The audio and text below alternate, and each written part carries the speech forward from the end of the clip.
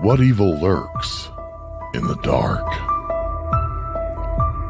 A question we have all asked ourselves many times. Together, we can start uncovering the truth and mystery behind the darker side of the otherworldly. And now your host of See You in the Dark, Michelle Roos.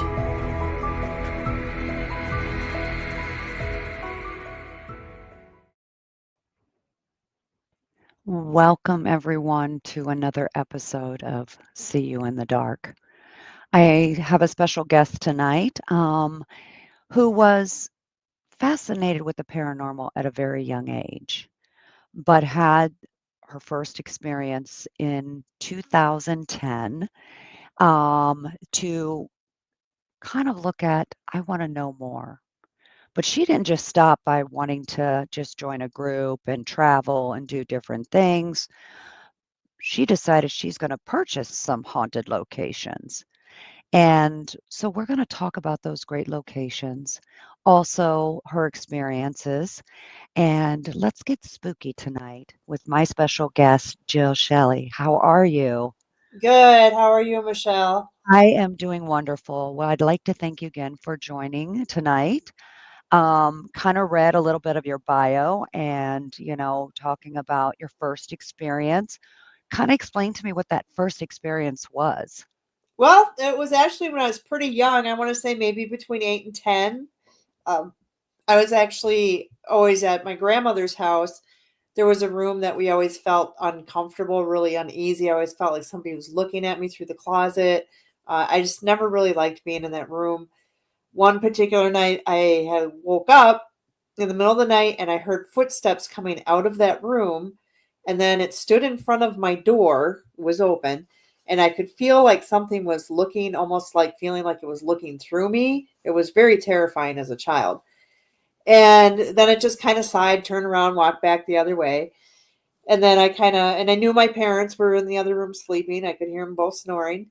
I asked my grandmother about it the next day because she sleeps downstairs, and she just real nonchalantly was like, "Oh my gosh, honey, that was just a ghost and he's not going to hurt you." And I was like, "Whoa, grandma doesn't care?" You know, me and my grandma, we always talked about weird, spooky stuff anyway. We talked about, UFOs and all kinds of stuff.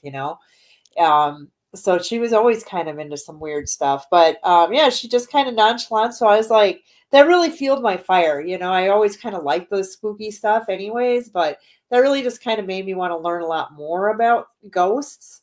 And just kind of did that. And then in 2010, with the advent of television coming out, I'm like, wow, you can ghost hunt. That's a thing. Really? You can do this. So I just ended up meeting a real great group of people, through work connections and such. And we formed our team, St. Croix Paranormal, and started out like everyone else, private homes and businesses. And then we just ended up traveling to well-known haunted location in search of answers. Wow. Now, when you were traveling at some of these locations, and I like to kind of ask everybody, there's a taboo out there that when we talk about, spirits and ghosts, they all have to be nice. There's never saying, hey, there was a little bit of a darker spirit or anything. Did you ever encounter anything like that? I would say mostly the stuff we have encountered has been a positive experience. Of course, you're going to have some negative ones. And I'm not necessarily saying it's like demonic or anything like that. I think a lot of what we encountered was some really crabby people. For instance, I think one of our freakiest moments, I think, was at Whispers Estate in Indiana, and it's a very heavy location, a lot of negativity attached to that. There was just like a doctor who did unethical things. There's body parts buried in the backyard. He mercy killed his daughter. People just have died at the building. But there's one particular guy that's really, really crabby. He died putting his tools away in the upstairs closet on the day he retired.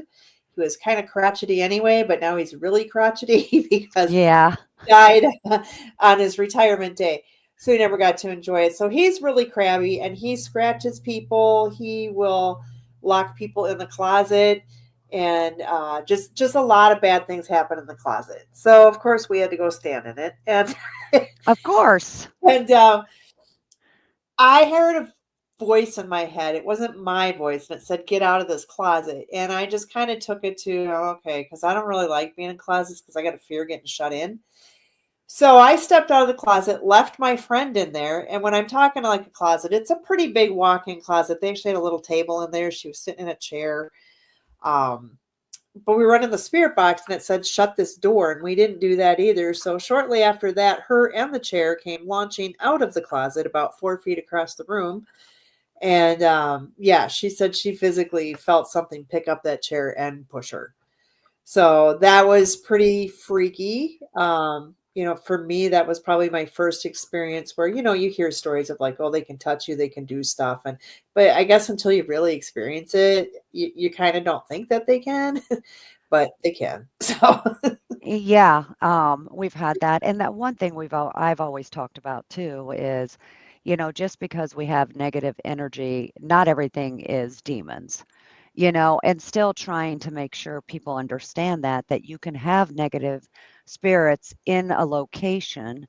Could they mimic what you would think would be a demon? Absolutely. But, not everybody when they passed away to be happy-go-lucky. And I've seen some of the stuff that you were talking about, things just kinda getting tossed at you or, screaming so loud in your head or by your ear where you wanna run, because that's your first instinct. yep. Um, is there any other location that you have ever been to that, after you left, you're kind of like, "Hmm, that one was a little bit too much?" I would think just the whispers because not only did we have the throwing, that she got scratched right from the get go across her back. So I think they had it out for her from the beginning. But also, which is stuff I've never really encountered. Like sometimes you get the goosebumps, and the feels Mhm. and the cobwebs. But Oh, these yeah.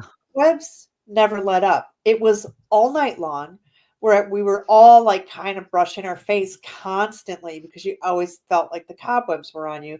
So much so that one of my guys spent the entire night on the porch. He's like, "I can't take it anymore." They would not let up. And then that same night, we saw wet footprints coming up from the basement going out the back door, and none of us had been in the basement. So we were just like, there was a lot going on, and we swore we would never go back to that house. A couple of us did about 3, 4 years later. We did not have any of the same experiences that we did. The girl who had all the bad stuff happen refused to go. So it would have been more interesting, I think, if we could have got her to go again. But she will not step foot in that house again. So, let me ask the question, because it kinda seemed like she was the focal point. Do you think sometimes when spirits look at us that we might actually remind them of someone like, during their time, whether they had a grudge or really in love with them and stuff? Do you think when they look at us that we might resemble somebody that, they knew? Yeah, I mean, it could be somebody they resembled they knew, and maybe because with all my research, when I'm talking to spirits, they pretty much indicate that they can see you, they know what you're doing, they know what you're wearing, they know what's going on. So they could just be as they're watching you, they'd be like, "I don't like that girl," you know what I mean? So, so it's hard to say. It could be that, or like you say, reminds you of someone, or maybe their aura. Maybe our aura, they don't like maybe that certain aura that person is giving off. That could be an option with that too. So she always, Teresa, that's who it is. She always we call her the paranormal punching bag because she is the one who is always getting scratched or thrown or pushed or something. Oh, it's gonna happen. It's gonna happen to her. Yeah. Well, and, we I always go there because as we, research and look at things, always trying to find, is there a common denominator? Like they talk about reincarnation and different things like that. And, they might know, what, time frame we might be in, but also trying to think when spirit looks at us, not just as light, do we actually look like something that was reincarnated, someone from the past? Yeah, it's hard to say, you know? I mean, I always wonder that too. It's like, you know, do we look different? Like how weird must we look if you were from the 1900s and I'm wearing pants? I get them all the time. They're saying you're wearing pants. You know, like they're blown away at the fact that I'm dressed the way I am. So, I always get, be quiet. When especially when a female's talking and you're talking to one of those male spirits and it's always like, be quiet. And it's like, seriously, right now? And it's sometimes some choice words. Just depends on what mood they're in. right. So what are your thoughts? Because we hear a lot of people that do the paranormal investigations talk about almost every location they ever go into, there's always a whole bunch of children. What are your thoughts about almost every location having children in them? Well, I mean, I've been to places where there's no children, but you know, quite often there are, and I think you know, depending where, like you're doing a school, you always think, well, nobody died here, but I think the children feel safe there, and it's a good place to go. Um, I've just, you know, you have children that have passed away in like the asylums and things, so of course they're going to probably stay there because that's all they know. So it's just I think too sometimes the energy of places and doing what people do just kind of brings them in, you know. Yeah. Yeah, because I was, I kind of sit and look at things like that because I'm like, sometimes they're like, all these children are here and they're just so happy-go-lucky, and I'm looking, going, oh no, no, no, no, that's not it. But you can't really say anything. You're just like, okay, let's play ball with, somebody that looks like he's 40 years old but acts like he's 10. So I didn't know if you've ever ran across that. Yeah, I do frequently find children in places that you know you would not think that they would be Mm-hmm. at. So I mean, I know I remember even one time we it was interesting. We did a private home, and they thought all the spirits in the home were, you know, their past family members that have passed on. And for I had a feeling I should have pursued with children a little bit, but I did not because I was like, okay, well, if they're saying there's no children here, you know, I'm not going to try it. So we did get some stuff, but then later when I reviewed stuff, I had plain as day a little kid. There was a girl, the homeowner. She was having a coughing fit, so she went upstairs and she was still coughing. She was the only one upstairs and she kept coughing and coughing. And then you get a little girl that says, "Do you want a cool drink of water?" I mean, that was the coolest EVP long one that I ever had. And then, you know, I gave him all my findings and I go, well, for what it's worth, I had this child. And then he hit me back and he said, well, I spoke to my mom and she said, apparently, when we moved in here, these two ghost children appeared to her and she told them that she would, because we always thought my mom was crazy for keeping all these toys in her room. But she told those ghosts if she never bothered her own children, she would tend to them and take care of them. And they did. So it's like the kids never knew that there was two ghost children in the house. But then we, you know, we go there and we catch that EVP. Crazy. That's amazing because, a lot of people think of like the Sally house. Supposedly it was a little girl, and then all of a sudden it turned out to be some kind of crazy hex lady, trying to take over everything. Yeah. So that's pretty amazing. And it's really weird how like our grandparents and stuff, they kind of knew about things like that, even though some of them never really talked about it. But now that, it's all over the place, if you get a chance to talk to your parents or your grandparents of, oh yeah, we know this, about the UFOs or ghosts and things. And you're thinking to yourself, you always told me it was an imaginary friend. What is wrong with you? Yeah. It's like, couldn't you have told me the truth? Working on the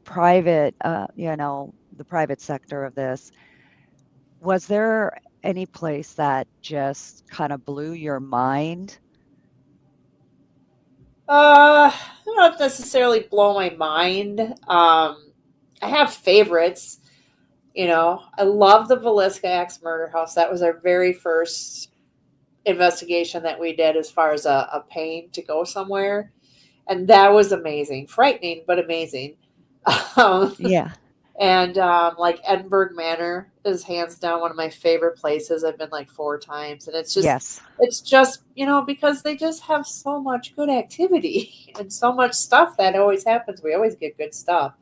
So yeah, it's a good place to go. It's like my favorite. Mine too. And it's so versatile, there's so many different angles. It's not like all the same thing. It doesn't matter where you're at, you're always getting something different. Yeah, we never come out with the same thing. I had a really great, the very first time we went, I had interaction with the little girl in the back room where the pool table is in the game room. Yeah. And we had a lot of fun playing games. And then I said, okay, well, it's time to go. It's time to go to bed. And as I walked through the door, I got a Class A EVP of that little girl, and she said, I'm going to miss you. And every time, and it just tugged at my heart. So every time I go back there, but I never have connected with her since. So it was just an amazing experience. Oh, wow. Yeah, I mean, now did you notice when you were at Edinburgh? So when we go, it seems like right around that 1 a.m., it's like the whole place flips. It's so Yeah, weird. It's like, you start feeling really edgy, not edgy, I guess a little like something's always following you, and it's more of not like a kind following, like you're constantly looking behind your shoulders, like who's breathing down my back? yeah. We get in the middle of the night. We get lots of stuff. So Oh that's yeah. fine though. Really, I mean, it's just for me, it's pretty much a lot. It is. It is. I mean, and the funny thing is, we have an Amazon guy that comes into where I work, and his family still lives close to Edinburgh, but knows it from way back when. Um, and when it was the poor farm and all that at first, and then of course when it had some of the elderly farmers out there, his family used to pick them up, the elderly men, to come to their farms, his parents' farms, to help out and feed them sandwiches and stuff like that, just so they could get off the property for a while. Wow. And he was talking about, the Joker.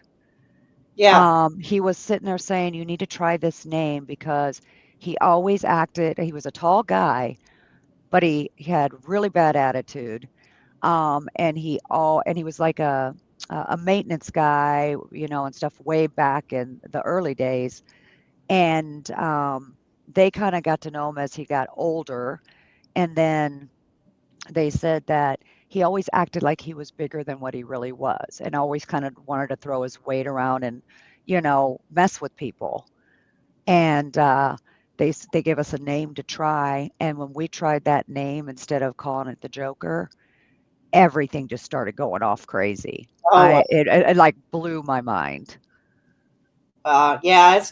I think when you can make that rapport with the spirit, whether wherever you go, if like say a person's name or something, and you make that connection, I think it's just more personal, and that's why they're going to interact with you rather than say, like you say, calling him the Joker, and he's like, ugh, stupid name. My name really is like say Bob or whatever, and it's like, and then when somebody actually gets it right, they're like, oh my gosh, It's like, how did you know?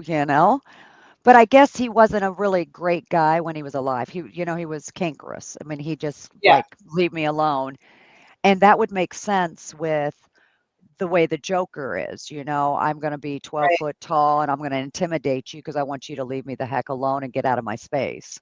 Exactly. Yep. And again, that's where, people sit there and think things are demons, but it's not that they don't exist. It's just they're so rare. Like it's not an everyday occurrence.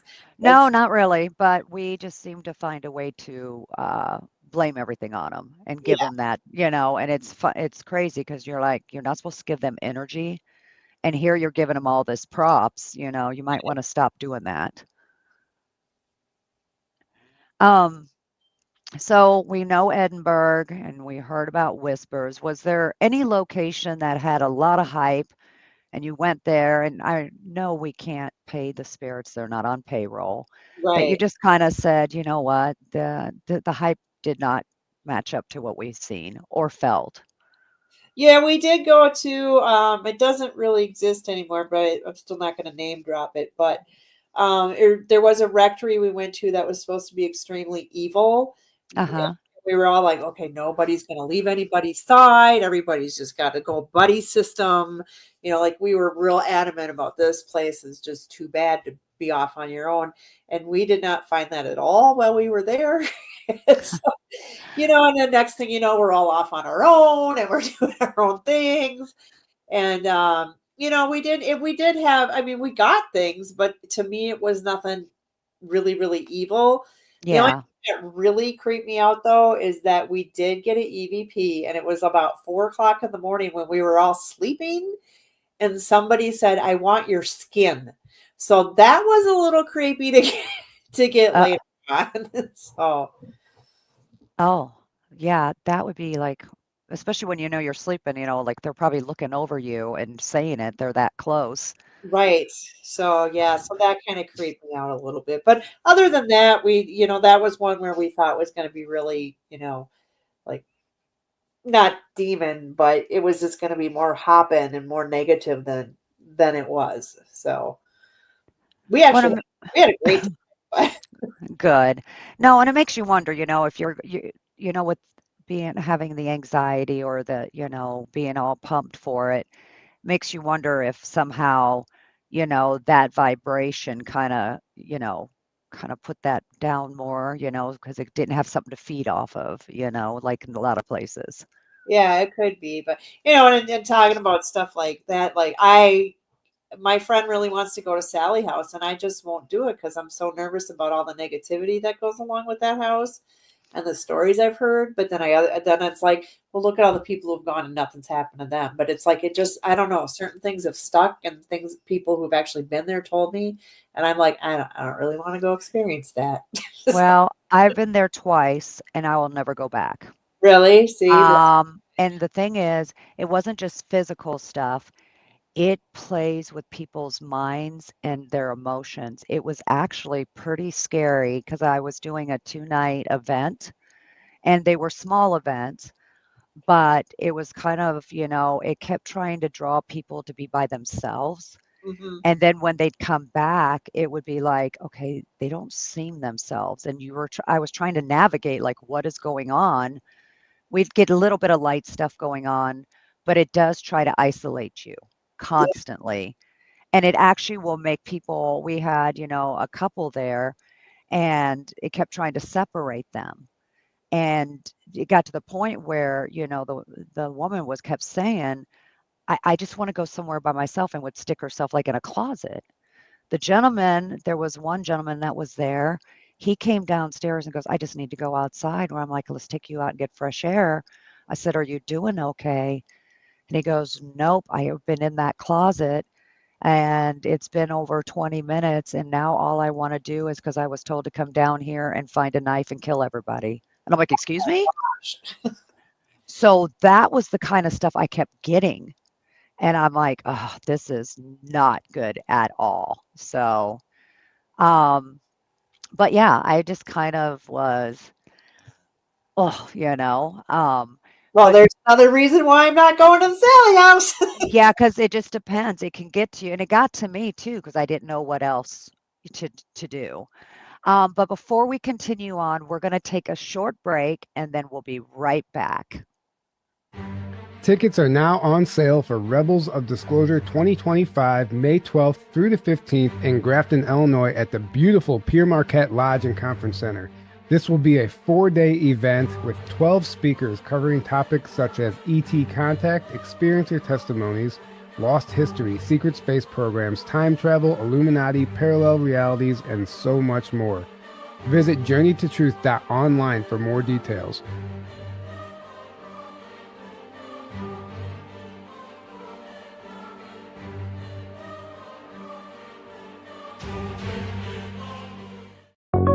The Onyx Network classes and workshops are enrolling now for 2025. If you're interested in psychic protection, chakra balancing, dowsing, or perhaps healing with sound and music, visit onyxnetwork.com to see our complete series of live and on-demand classes and workshops hosted by the one and only Margie K. For example, in January 2025, you could spend 4 Saturdays with Margie for her exclusive live remote viewing workshop. Margie K is one of the most accomplished remote viewers in the world, and she will share her secrets and totally unique methods in this course. Some courses are open now. Seating is limited for these live courses, so register now at onyxnetwork.com. Onyx members use promo code XMEM for an additional 15% discount.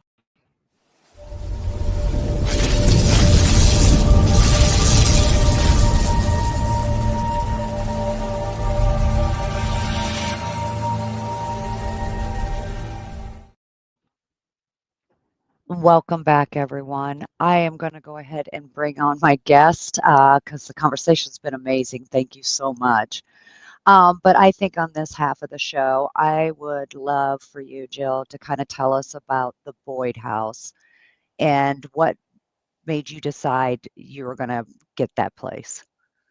Well, with all our travels that we did, I just thought it'd be kind of fun to have my own amazing haunted location that I could let other people come in and do research as well. So, of course, nobody's advertising like, hello, my house is haunted, you want to buy it? So I just kind of went off like my gut instinct. Of course, we looked at other houses and businesses and such. And when I came across the Boyd House on the MLS listing, I fell in love with it immediately. And I just knew that this was the house for me. Went down to take a look at it. You could totally feel like something was staring at you throughout the window. We came in, we did a little mini investigation. Our REM pod went off in like 8 minutes after being there. We got on the spirit box a woman saying, "Who are you?" So we just got a few little things, because we were only there midday for like 2 hours. And actually the house had been vacant for a year. So there was really not a lot of energy, but you could feel that there was something there. So I went forward with the purchase, and yeah, we just started getting some stuff and learning the history on it. And so it was kind of fun to get to know who was there and why they were there. So we ended up doing some research on the house and started it from there. And this location, a lot of paranormal teams can come and have the place for so many hours overnight. How does that work if somebody was interested to come? Yeah, so we do private overnights with paranormal investigating, and we let you come in at 3 p.m. till noon the next day. So we give you a lot of time to be there.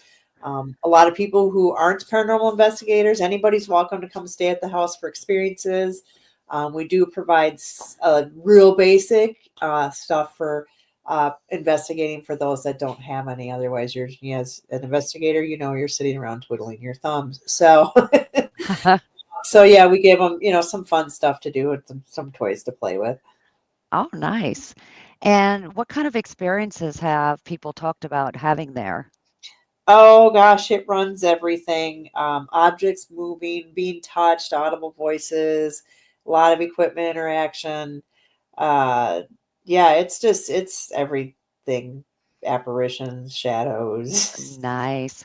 And can you tell the listeners a little bit about the history of the place? Yeah, so the house was built in 1901, but our deed goes back to 1889 when the land was owned by the railroad. It changed hands a few times, but the main family was 1912, and that was Fred and Minnie Eckert who moved in. And they were very well known in the town. They had their own grocery store, but it was more of a high end. So they also sold like fur coats and shoes and candy. They did homemade bologna. He was also on the fire department, the farm bureau, justice of the peace. He helped build the church. He was on the school board. So very, very well respected man in town. He passed away in the home, as well as Minnie passed away in the home, and her funeral was held in the house for 3 days. 2 of their children passed away in the home. One was an infancy, and then one was a little boy. He was about a year old or so, and he choked to death.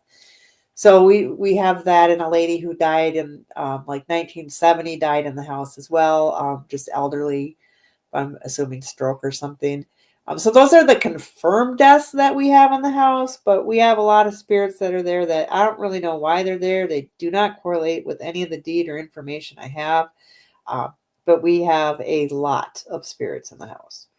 Well, and I think that is actually a given at any location that you have, because when you start really doing investigations at locations, it becomes its own portal, and everybody wants to kind of, be heard.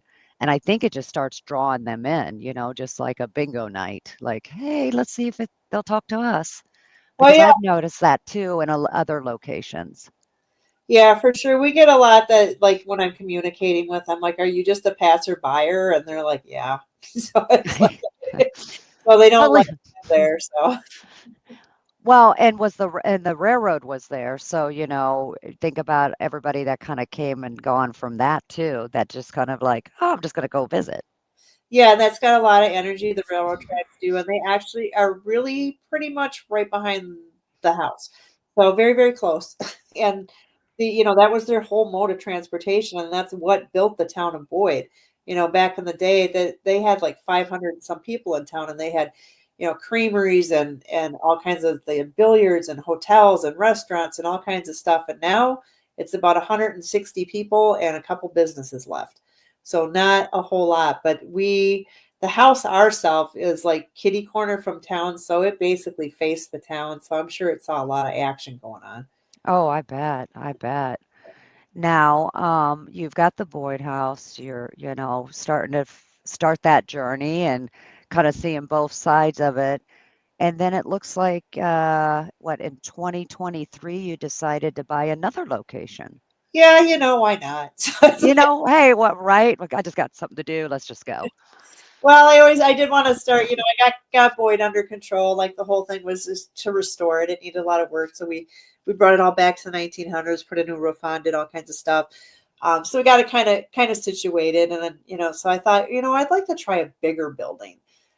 So I came across the 1861 Masonic Lodge. Now, granted, it was in Illinois, not exactly my choice of states because I'm not super close. But again, it was one of those things when the instant I saw the building, I'm like, I have to have this building. So off to Illinois we drove to take a look at it. And I kind of joke like it was meant to be, actually, because it was really hard. I went through 2 realtors. Nobody could find anybody to make contact to come look at this building. And I just happened to find this younger gal, and she was real motivated. She found it. It was very hard to get a hold and find the person to come look at because it had been on the market for a year. And so then when we get there, then the code she was given, it wasn't working. Oh You, boy. you couldn't get in. And so, they said, well, if you can get in without wrecking anything, I don't care how you get in. So we were looking at the lock on the door, and we're like, oh, if we get a screwdriver, we can probably, get this padlock off. And my husband walked over to the gas station, and I had seen her. She was pulling really hard on that padlock. And then I just thought, well, I just walked up to the door and I touched the padlock and it opened. Oh boy. And she goes, you saw me pulling that, right? I go, I know. Because like I didn't turn it or nothing. I just tapped it basically and it popped open. I'm like, I just looked at her. I go, well, I guess they want me in. So I just, so I just kind of felt like it was just a given. We did get a couple EVPs on our walkthrough. A little creepy one says, I can see you. So it's a little creepy. Well, okay. And then I got like a little kid, and then I'm like, gosh, why would you have a little kid here? This is kind of weird, this is a Masonic lodge. They didn't have children, but again, back to the children thing. But as I owned it now, we learned that was actually from the 1800s to the 1900s. It was the Arlington Hotel, and it was also a brothel. I was So gonna ask you, I kept getting a feeling about a brothel. I was gonna say, was that a brothel at one point? yes, yes. So yeah, we get it's funny. I'll get interaction with Masons. They'll tell me that they're Masons, or I'll get interactions that tell me that they were prostitutes, or I'll get like a guy, he's like trying to thinking I'm a prostitute because he'll hit me up like if I wanted to do something. I'm like, I'm not that kind of lady. So yeah, I mean we got a whole gamut and children, it's just a whole bunch of people there. Oh, wow. I would love to go see that place. Yeah, Now, it's cool. It's got still a lot of the original woodwork to it. So it's just amazing. I just love old buildings. I think that's part of, being an investigator. A lot of times you go into like these big asylums, you're like, oh man, just think of this place back in the day, what it looked like. I just love being a little piece, a little time in that history. oh yeah, and I get that too. Like when you go to some places, you think back of all the different things that happened, because if you look at a lot of the asylums, they all started, most of them all started off as poor farms, Right. and then they'd go to the asylum, and then all of a sudden it ends with being a nursing home. And it's just kind of one of those, you're sitting there thinking, these elderly people, after all this other energy that's been in there, what are they going through before it's their time? So I always think about that, like, we just throw the elderly in there after it's been all whacked everywhere else? So, but just the way they had things set up and the way the buildings were built back then too, it Mhm. is amazing. Oh yeah, Um, this one my husband said, he goes, yeah, if we don't do anything to this, it's gonna still be standing in 100 years because it was built by Masons. It was like the second building ever erected in that town. oh, So wow. it's really old and a lot of history to it. Now, is that location also available, like the Boyd House? Yes, it is. It's a little bit more primitive.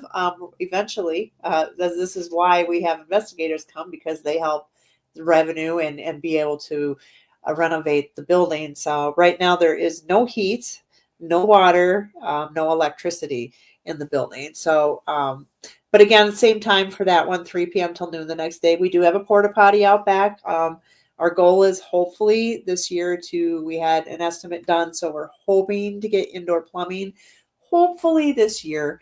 Otherwise for next year for sure. But yeah, it's just been a really fun and interesting building. Oh, it sounds like it. I'm gonna have to hit you up because I'd like to really go there, check it out.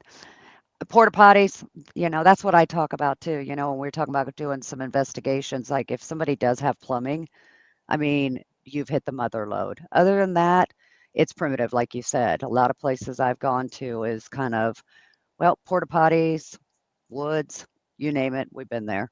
Right. So Yeah. that's a real ghost hunter, Yeah. you know. Some people don't like it. I mean, I don't go if there's no bathroom, but if I had a porta potty, I'm fine with that. But what I find really interesting with the lodge though is because we have no power whatsoever, when we get a lot of EMF activity in the building. So that's pretty cool.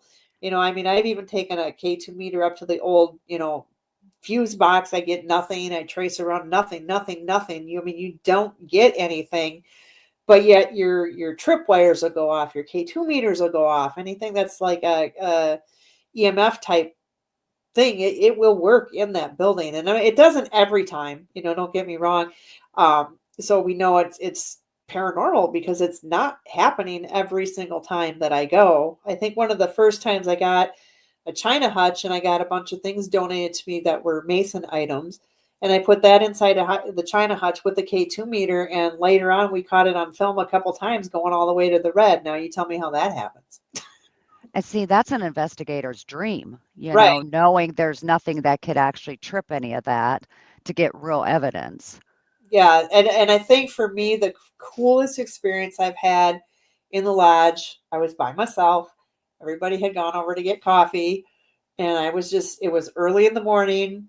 And of course, something happened to the film. I don't know if it never hit record. I don't know. Because, of course, when the good stuff happens, something's not working. But I was by myself and I had the tripwire laid like running towards me. And I was just sitting in a chair. And I took out one of the Mason books and I was reading a prayer out of the book. And then as I was doing that, the tripwire started coming at me one light at a time towards me. And I was Oh, like, but I could feel this energy coming at me, like electric energy. And when it came at me, it like traveled through the floor and it hit my foot. Like I got an electric shock. I had to pull my foot up off the floor. It was like I touched an electric fence. It was the weirdest thing. I've never had that. And I had it upstairs too at one point. It didn't like shock me like that, but the energy level was so intense that you could just feel it swarming around you, like so much electric energy. And I'm just like, whoa, like I've never felt it like that heavy before. holy moly. And not heavy in a bad way. It was just, you just knew somebody was there. Yeah, they definitely wanted you to know their presence, that's for sure. Oh yeah, because then they set off every piece of equipment, because I was like, I'm always such a debunker. And I was like, is that malfunctioning? Or are you guys doing that? Can you just let me know if you guys are doing it? And then right after I said that, every piece of equipment, because I even had it out in the hall, they all went off at the same time. Oh, nice. So I was like, And hey, that thanks. and see, stuff like that happens around me, and half the time it's when I'm not expecting it, and I'm like, "Okay, I don't have a recorder, I don't have this going on, and it looks like the 4th of July." Yep. And maybe they know that, maybe we don't give spirits enough credit, because we're thinking we're giving them all these toys so they can interact with us, but it makes you wonder if they sit back sometimes and just like, "Really, I'm tired of touching the little light. So Yeah. I'm just gonna sit here and stare at you while you're asking me 800 questions, and then when you turn your back, I'm gonna hit something because you're not gonna be prepared." Yeah, it's interesting. We're actually going to try a couple times. We got one investigation that we're doing in July.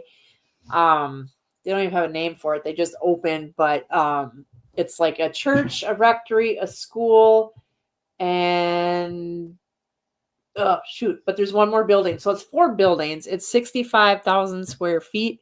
So way too much to set anything up for. So we're going to go old school. Like, Yeah.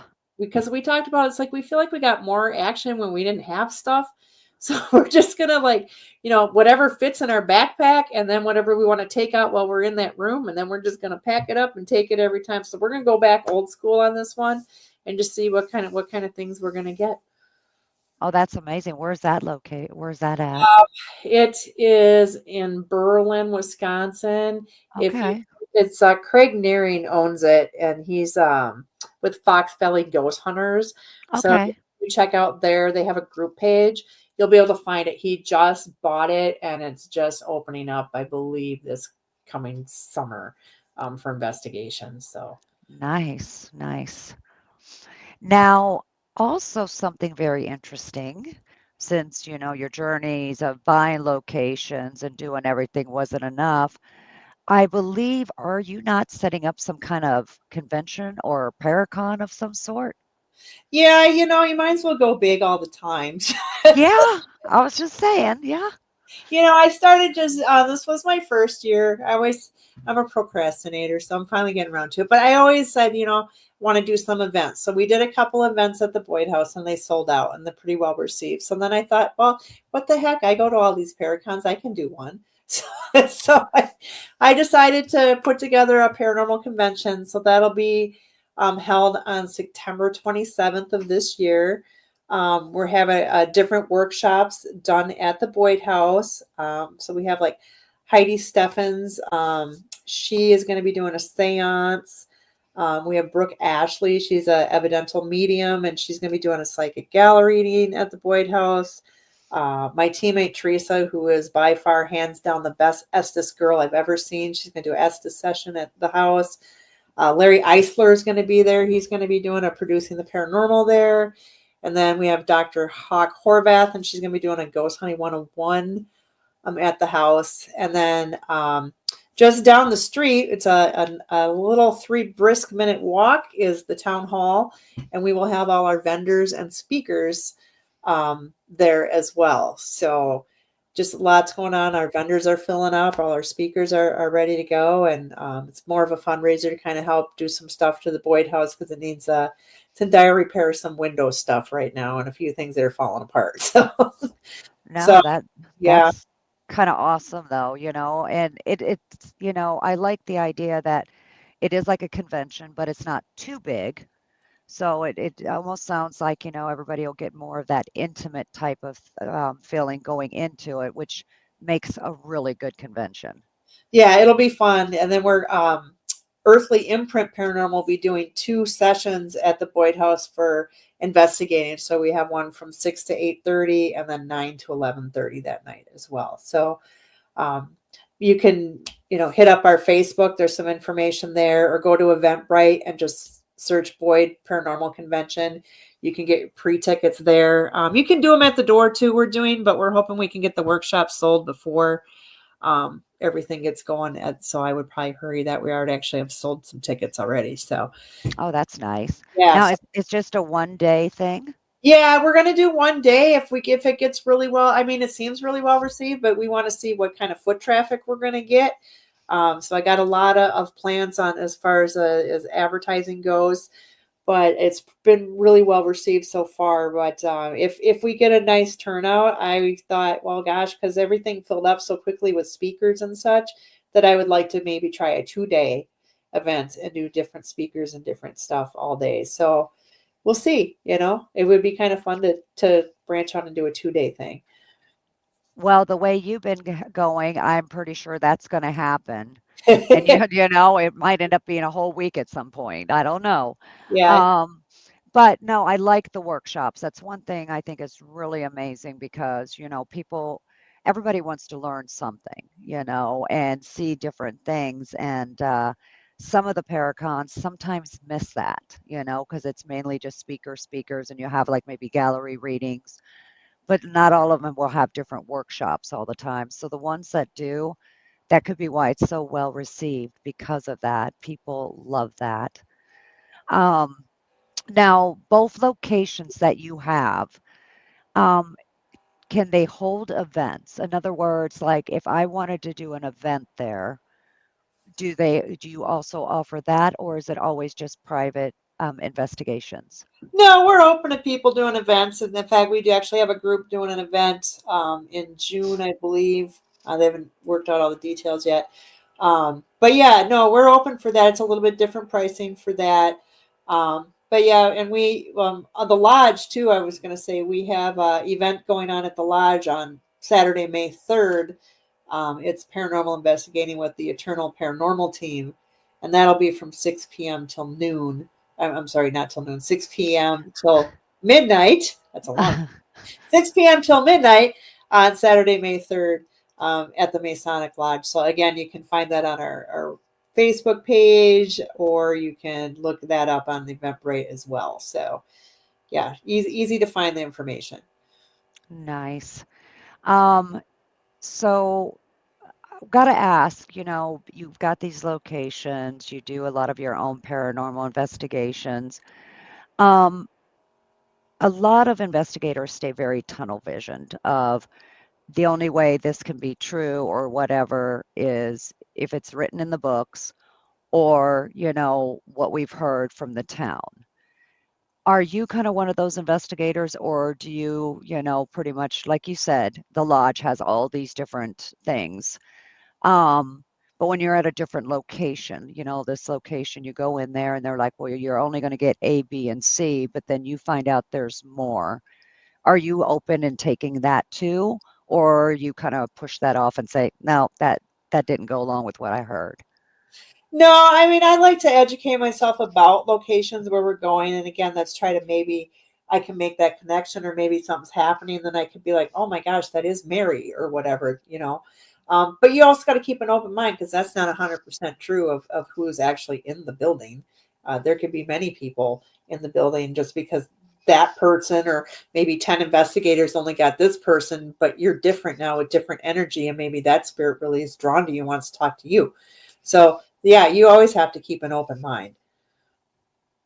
Okay, no, and that's good because a lot of people are like, no, if it wasn't written in the books or if it's not on a deed, it didn't exist.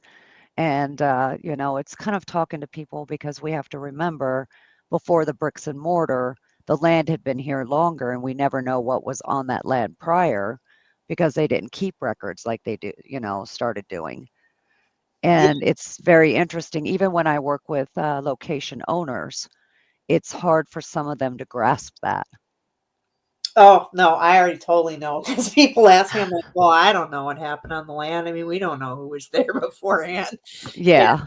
we were even butted up against the Sioux Dakota reservation line that town was. So I don't know. We could have natives. I have no idea. Have I encountered any? I have not personally, but I've also had another investigator said that they got native as far as some of their recordings. So it doesn't mean it doesn't exist. Just because I've never experienced doesn't mean it doesn't happen. That's so refreshing to hear. Um, yeah, just speaking to you, listening, to be open and all that kind of stuff too. And um, making sure that, everybody kind of gets that openness of be able to say, hey, I've been at your location and, that one little child you keep talking about, well, it's really not a child. It's just here to make fun of you. Mhm. But it's just kind of sitting back and watching. And, it's kind of one when we're all supposed to investigate to find what is out there, you know.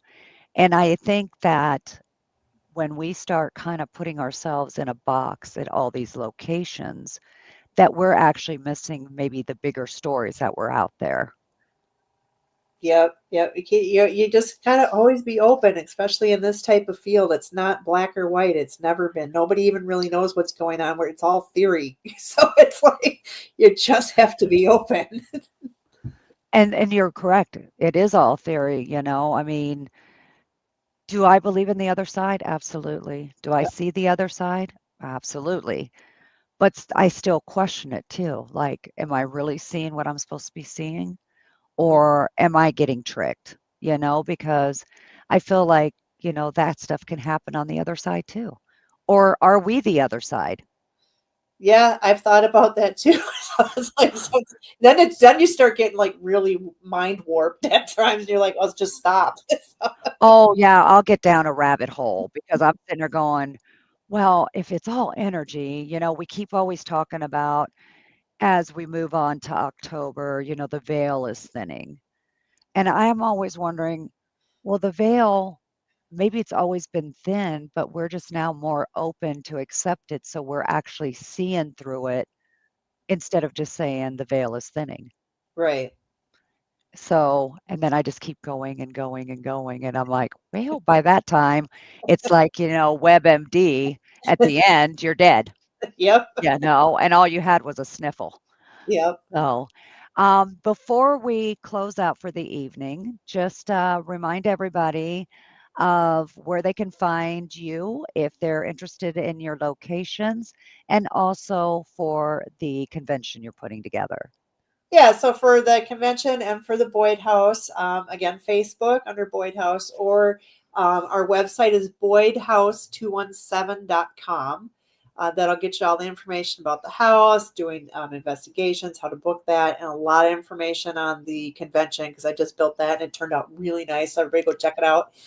And then for the lodge, same thing. You can find us on Facebook or it's haunted1861masonic.com, which I would have shortened that when I first signed up, but I didn't. So sorry, guys. Call in, and that'll bring you there and give you all the information as well. Perfect. Well, I want to thank you for such an amazing evening and telling us about your locations, which, I got to honestly say, I have been traveling around and doing things, but I've never heard of either one of those locations. And I kind of feel bad because I'm like, I should have known something about them. But it's just amazing to know there's, actual more locations that people can look at because it's not always about the Waverleys or the Sally houses, it's always those ones that you don't know about that end up giving you the best evidence that you're looking for. Yeah, we're the little hidden gems in the background. So yeah, Oh, absolutely. And I love those. Again, thank you so much for joining me this evening. I would love to have you come back when you start investigating some other places and kind of talk about some of the things that you've stumbled upon. Yeah, I'd love to be back on again. Thanks you for having me, Michelle. Oh, absolutely. And thank you for everybody who's been listening tonight. Before I leave, I've always want to let you guys know that I send you lots of love. And till next time, I will see you in the dark.